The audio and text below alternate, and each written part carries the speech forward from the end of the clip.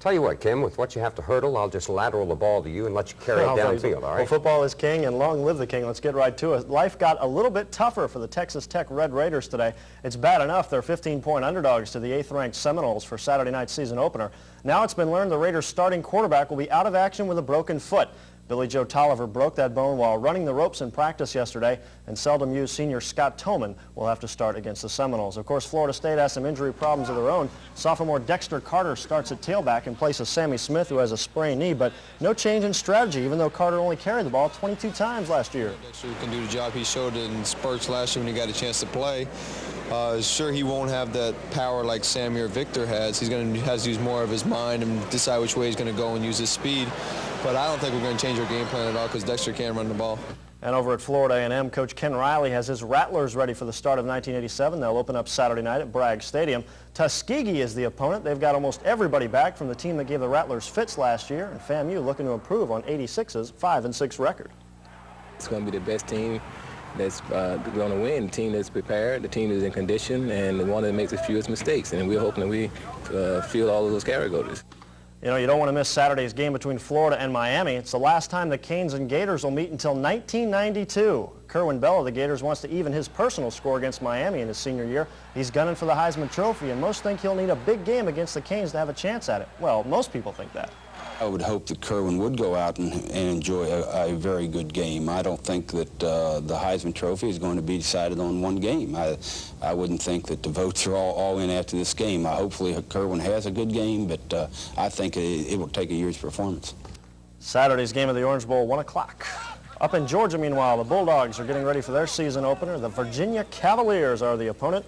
1 o'clock on Saturday between the hedges at Sanford Stadium up in Athens. At Capitol Stadium, meanwhile, this evening in Tallahassee, the high school season kicked off the annual Jamboree with Lincoln, Leon, Godby, and Rickards going at it. The Rickards-Lincoln matchup was an exciting one, as you could ask for. First quarter from his own 6, Redskins quarterback Mike Neal hits Corey Fuller.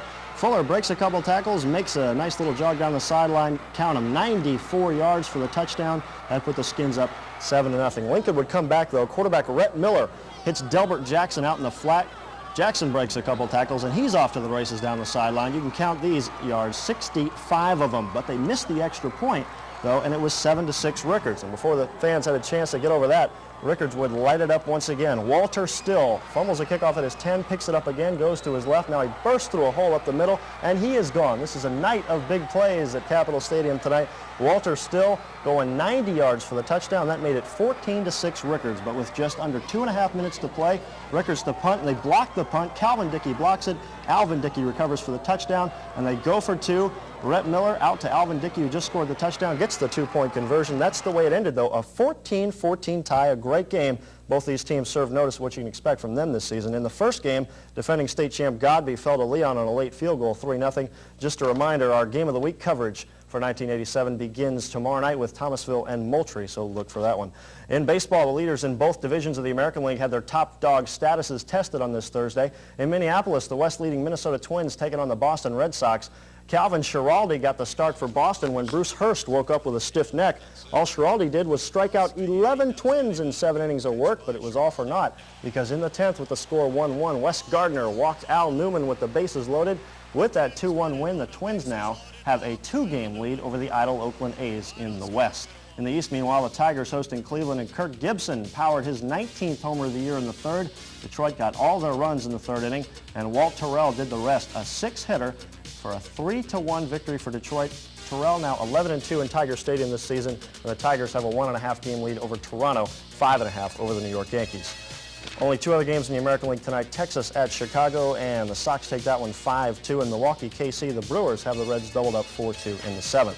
The only National League action today came when the league suspended Houston Astros outfielder Billy Hatcher for 10 days after he was caught with a corked bat Tuesday night. The suspension begins tonight. Hatcher says he will not appeal. U.S. Open today, yes, Martina Navratilova was in rare form. Straight set victory over Robin White. Here, the nice backhand winner. into the third round for the second-seeded Martina. Men's number 4, Boris Becker, also a straight sets winner over Jonathan Kantner of West Germany. Top seed Yvonne Wendell also a winner, as were all the other seeds who played today. No upsets at Flushing Meadow.